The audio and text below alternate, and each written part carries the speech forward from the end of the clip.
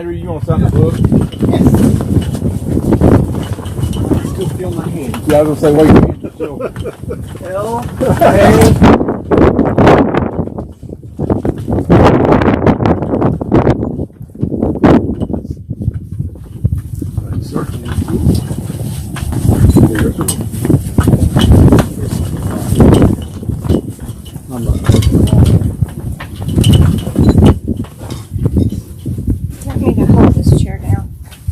Go right ahead. That would be a great thing for you to do. I will do that.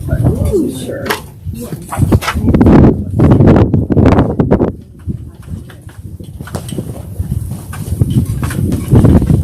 Hello. I'm good.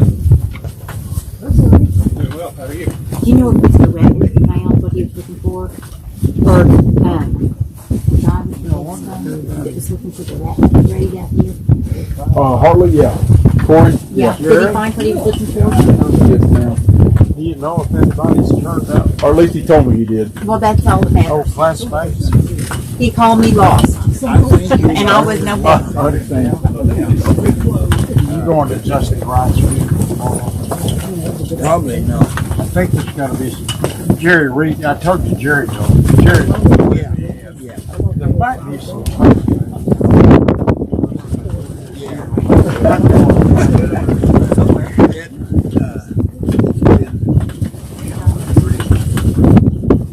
Busy for me. I know this week. See, I have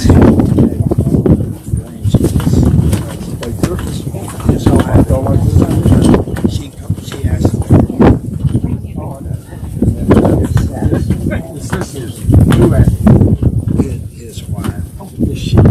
She's not. So, All right. You know, yeah. yeah.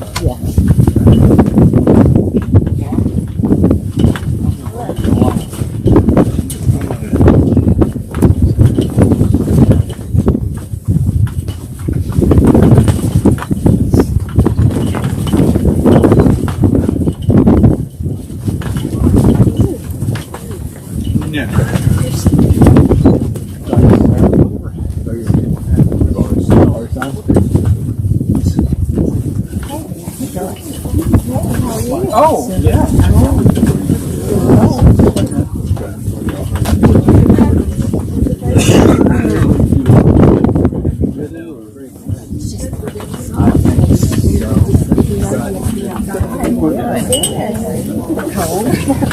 Cold. I hate cold, but guess that's it, isn't it? I hate cold. Morning, Jerry. How are you? I can just see right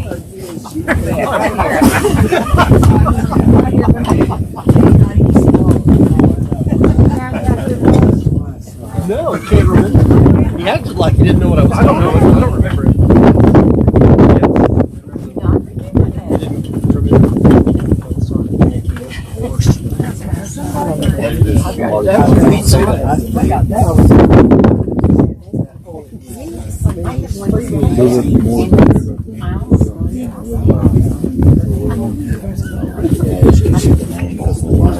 Yeah, they're sitting there.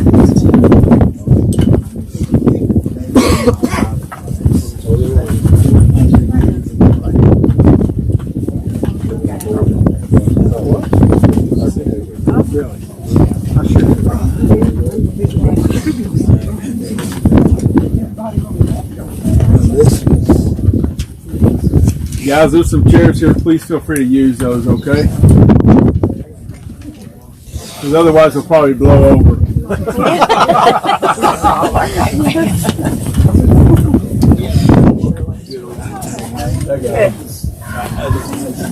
I know it's blowing so bad.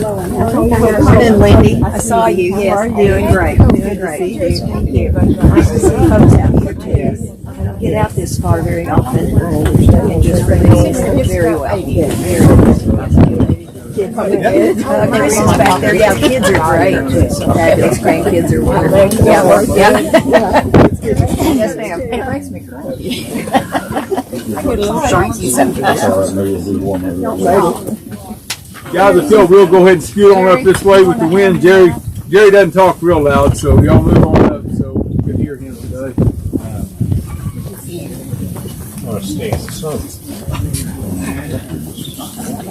Hi, how are you? Good.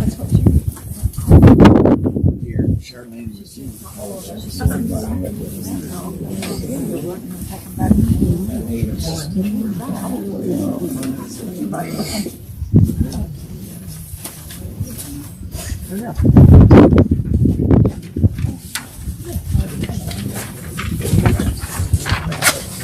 Pass them, right? Pass them around.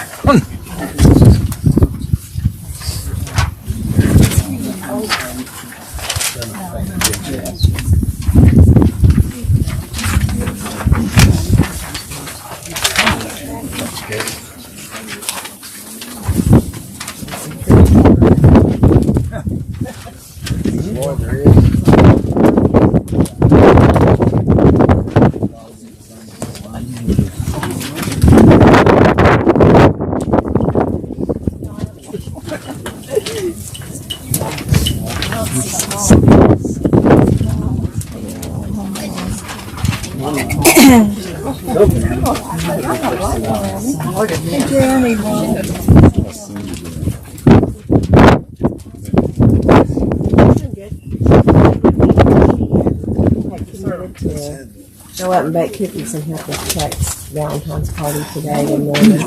So she got up this morning and headed to Norman. So. He's good. He's good. You want to go ahead and read that story I wrote about that? Oh, yes. Okay. Everybody want to do Okay. Yeah. So she goes to those parts and then You talk and then if she stays away very long, he'll just turn his head and she's Mother, you've ignored me so much. She had come, but she stayed away for a couple of weeks. And she went to and then he weeks ago. So he'll just, she just sit there a picture and he just turns his head away. except you. He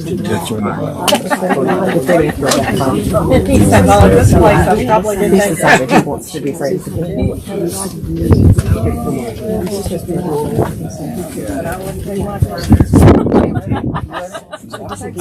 I have one. Rick told you that I couldn't talk very loud. I had a stroke 2 years ago. It ruined my voice.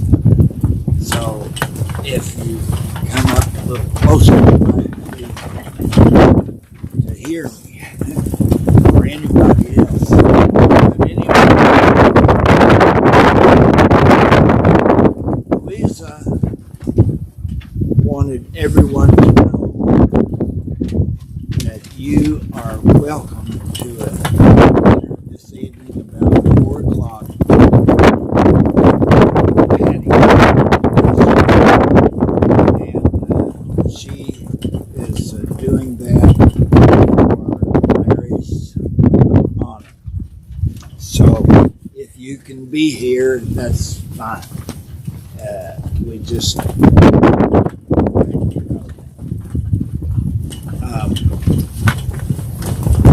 you for being here. I see Davises. There aren't many of you around here anymore, just like us, and a lot of Mary's cousins and friends and classmates, and we're thankful that you are here.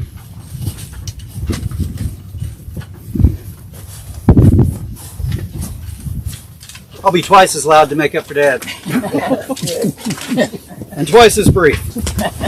Larry Denton Davis was born in Elk City, Oklahoma back on January the 21st, 1941.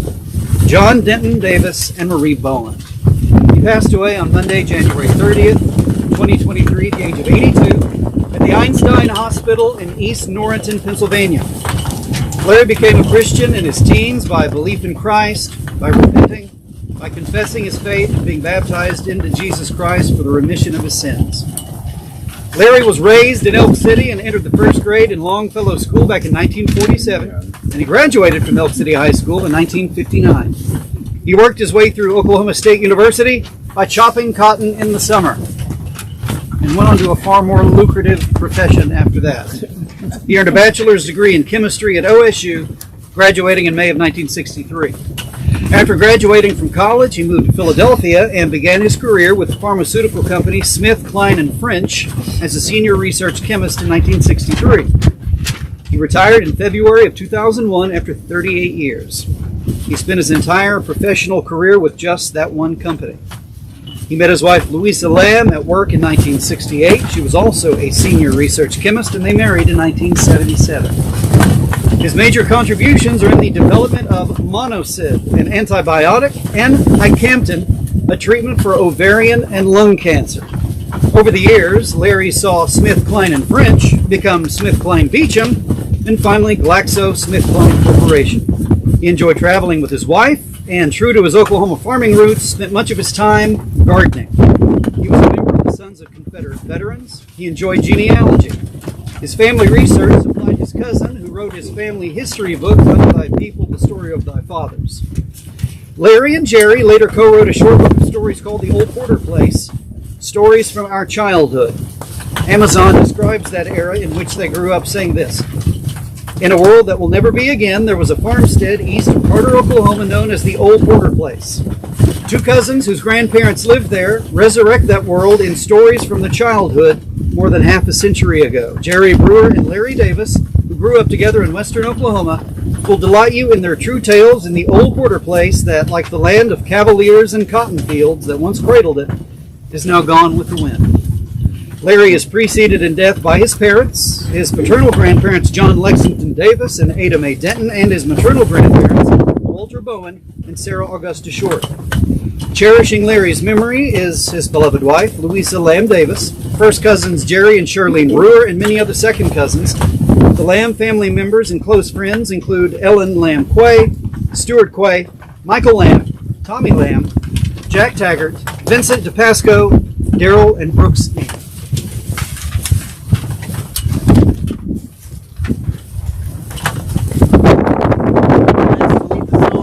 By and by. You care to please sing along? There's a land that is fairer than day, and by faith we can see it afar, for the Savior waits over the way to prepare us a dwelling place there in the sweet by and by. We shall meet on that beautiful shore in the sweet by and by. We shall meet on that beautiful shore. To our bountiful Father above, we will offer our tribute of praise for the glorious gift of His love and the blessings that hallow our days. In the sweet by and by, we shall meet on the beautiful shore. In the sweet by and by, we shall meet on that beautiful shore. Last September, I had the opportunity to write a story about Larry for the City of Elk City's Facebook page, and I would like to share that story with you right now. Larry Davis's love of chemistry was nurtured in childhood just down the street from Elk City High School. The 1959 Elk City High School graduate's fascination with chemistry began when he was in the third grade. I was in Mrs. Iris Hill's class in Longfellow Grade School when I became interested in the subject, Davis said. He loved mixing chemicals found around the house like baking soda, baking powder, and vinegar, and watching them fizz and bubble. That white frame house at First and Callaway sat a block west of Elk City High School, then located on North Boone in what is now Elk City Middle School. Davis asked for a Gilbert chemistry set for Christmas when he was in the 6th grade. The next Christmas, he got a Gilbert microscope set to accompany it. To encourage her son's scientific inclinations, his mother helped him create his own home lab by hanging a bed sheet to section off part of a room. He put up a bench in his lab, and he began experimenting. Between making all sorts of mixtures with my chemistry set, I collected samples of stagnant water from outside puddles to view one-celled paramecium and amoebas, he said. He also made several trips to Carnegie Library, where he learned a lot about what he was seeing in his microscope.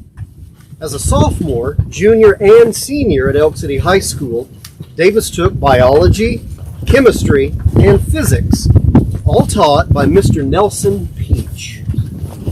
Peach recognized his students' keen scientific interest, and he offered to work with Davis in the ECHS science lab after school hours if he would write to SWAZU, then Southwestern State College, chemistry professor Dr. Donald Ham, and request a first-year laboratory syllabus.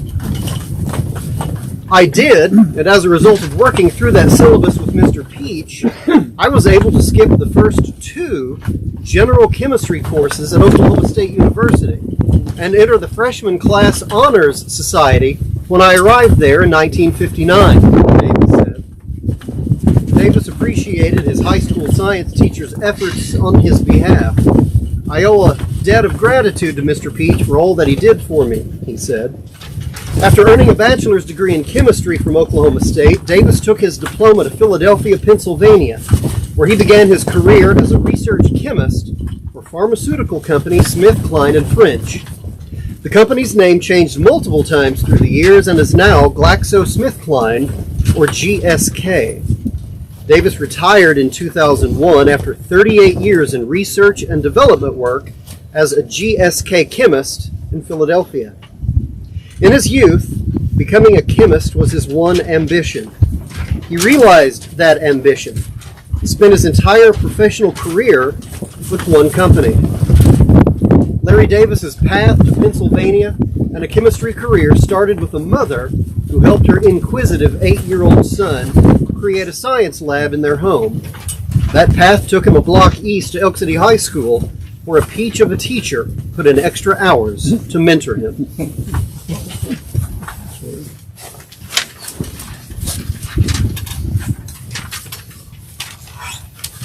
Larry and I started in the 1st grade. He was 5 months older than me.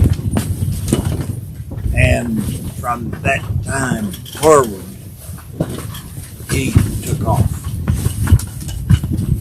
I was slow. But Larry was good. He had a good mind. And he and I wrote a book called The Old Quarterflex. That's back there over the hills, east of Carter. That's where our grandparents lived. And those were some of the best times of our lives. When we would get together there, cousins would, uncles and aunts and grandparents. Thanksgiving, Christmas, and other times. Anyway, our book, you can still get it at Amazon on the Kindle. It is just short stories about our childhood. And I think that my favorite one was one that Larry wrote. And I want to share part of that with you. They're not very long, kind of like your birthday song.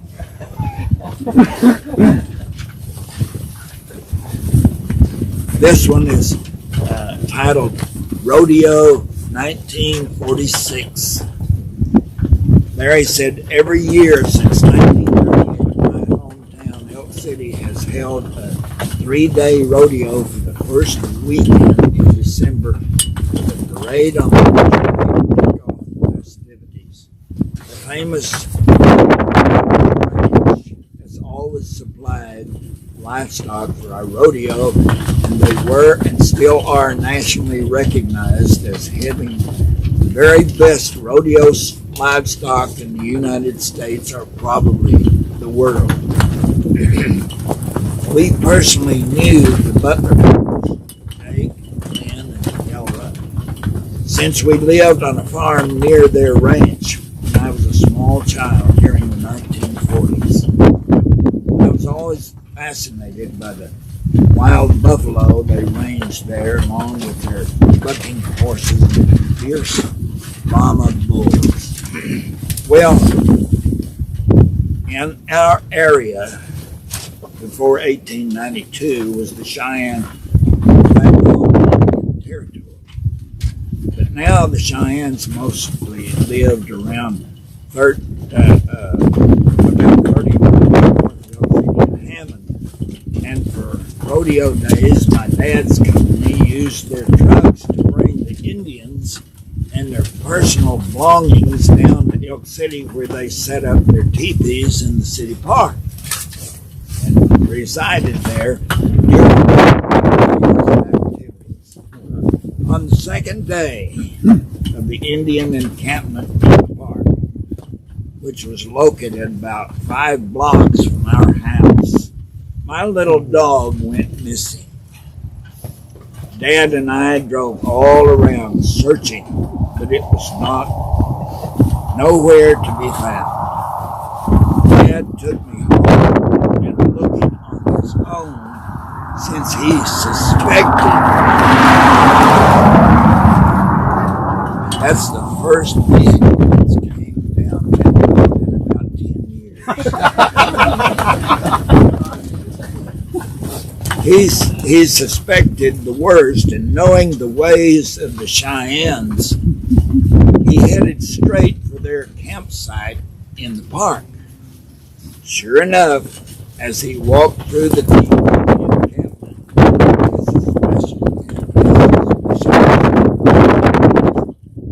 there next to a teepee was the hide of my little dog, drying on 2 upright wooden poles.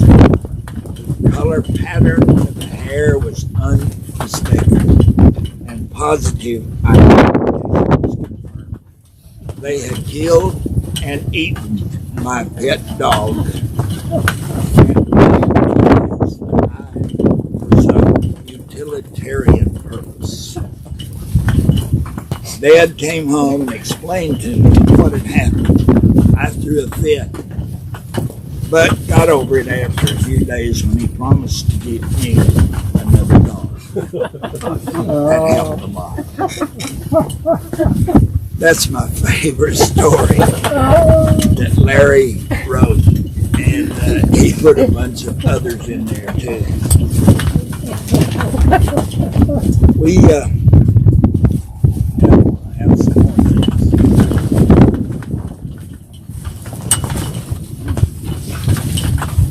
I wanted to say a few things about Larry. The first time that there was never in the 8 decades in our lives that we did not know each other. We were first cousins, born 5 months apart. Larry on January the 1st, on 1941, and I on June 7th, 1941. Our mothers were Marie Bowen Davis and Bessie Bowen Brewer.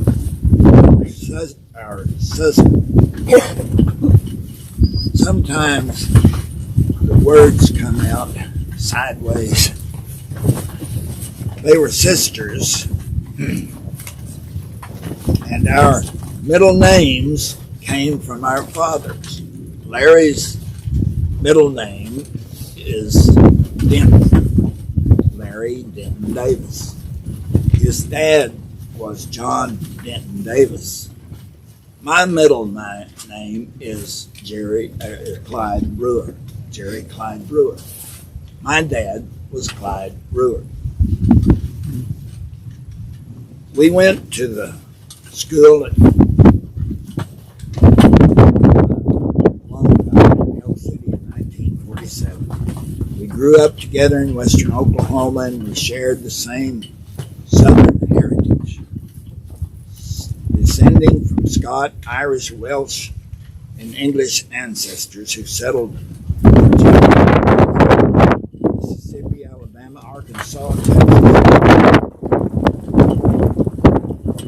In our childhood, we imbibed the Kentucky and West Virginia mountains, Mississippi and Alabama, Texas plains. We treasured our heritage, our past. We were blessed by our gracious God to be born into that culture. And in our adult conversations, probably within the last year or two, Larry and I have said many times that we've expressed our belief that we were born and raised in one of the best times ever woven into the tapestry of American history. Larry and I never had a crossword us. Couldn't have a crossword between each other. We loved each other like dearest brothers. Well, there was a drag down fight at one time when we were small. I remember when we were about 5 or 6 years old. My mother and I walked to Aunt Marie's house, and of course Larry lives with her. And we came across a terrapin, and I called it a terrapin. And when we got there, I told Larry that we got a terrapin, and he said, "No, it's a tarpon." And we had a confusion, discussion about that, and that was the first in childhood intellectual dispute that day.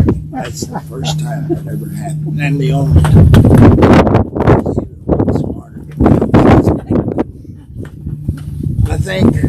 I think we were close because we were like an odd couple. Larry had a lot of. I was a scruffy kid, but we went together as Landry. I'll let you say it. That Forrest Gump said, together. Like these carrots. Like that Forrest Gump. Me and Larry was like peas and carrots. That's what. We never stopped. Never stopped loving each other. In our book, the lion's share of credit I wrote in that book. The lion's share of credit for this book goes to my dear cousin, Larry Davis. He loved a family. His family, love of family, and parallels my own comes from our Celtic heritage. We are Welsh. We are clan. We are people. And Larry has always been the best thing of our past by the vast amount of family research he has done more than a half century. Through the years, Larry has always had a keener memory than I did, and he has retained so many of the great moments of our past that are incorporated in this work. My part was largely inspired by him, and many of the stories I relate were sparked in my memory by something Larry said or worked. Thank you, Larry, for your devotion to family for more than decades of sweet kinship. Aunt Marie told me of an incident when Larry and I were in first grade. She and Uncle Bruce decided that they would find Larry during recess. They found him, and he was sitting by himself against the building, and he was looking sad. And they asked him, they said, "What are you sad about?" He said, "I can't find Jerry." We were inseparable. The last time that he came to Oklahoma was 2011, October 2011. On that last day of his visit, we drove to where our grandparents had raised our mothers. And you can see it from here across the county line over into Ouachita County. You can see it from here if you were to look. And across the highway, my grandparents lived there too. And we went there and we went around those places like that. And where our great-great-grandparents homesteaded, and she lived in a half dugout over there. And Larry told me the place.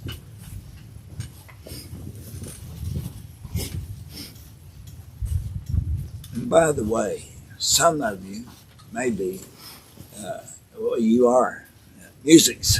I know.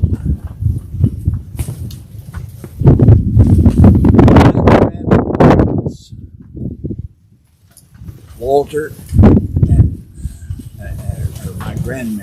my grandmother, who is buried just a few steps up here. They lived in Kentucky, and they came to Oklahoma in 1907. And the Shorts were friends with the Musics in Kentucky. And finally, when Trigg and Melly moved out here, they were old friends from Kentucky. And they had known the Musics for, what are we, 3 generations before?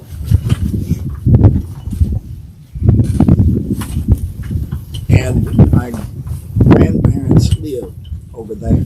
This is where Larry's home is.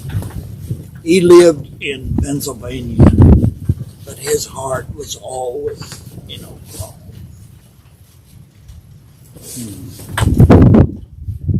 we did not know that that was our last odyssey together, to a time of our childhood in our minds in that land of cavaliers and cotton fields long ago.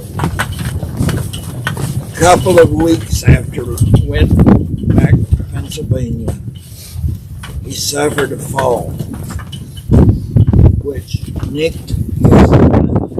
He told me that the doctor told him that it was like a paper cut. That's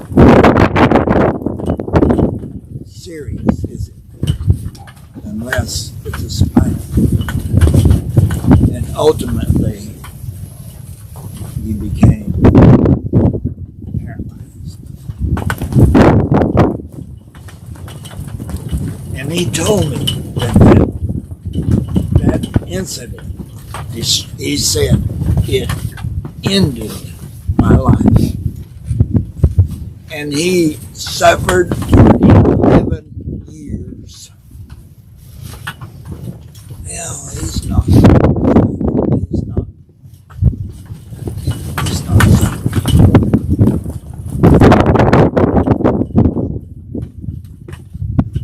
He had his last birthday on January the 1st, 9 days before he died at 88. I always told him on his birthday that if he would just slow down, I would catch up with him in 5 more days.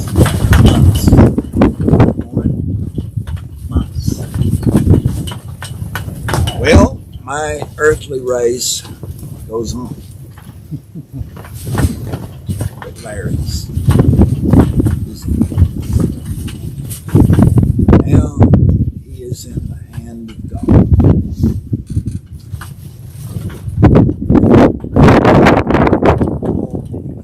In the hands of God.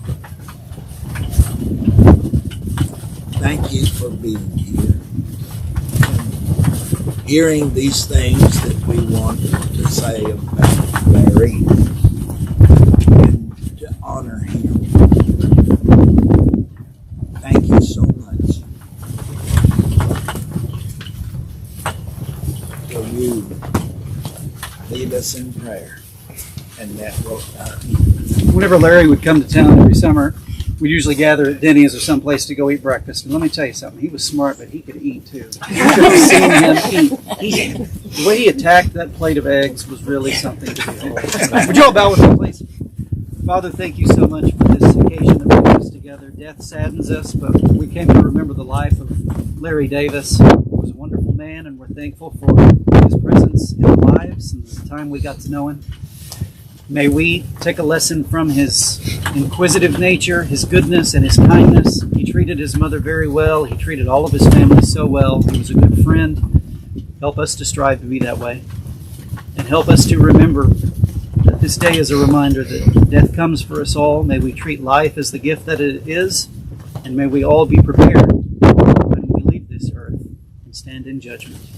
Keep us safe the remainder of this day. Thank you for loving us and for sending Jesus to save us. It's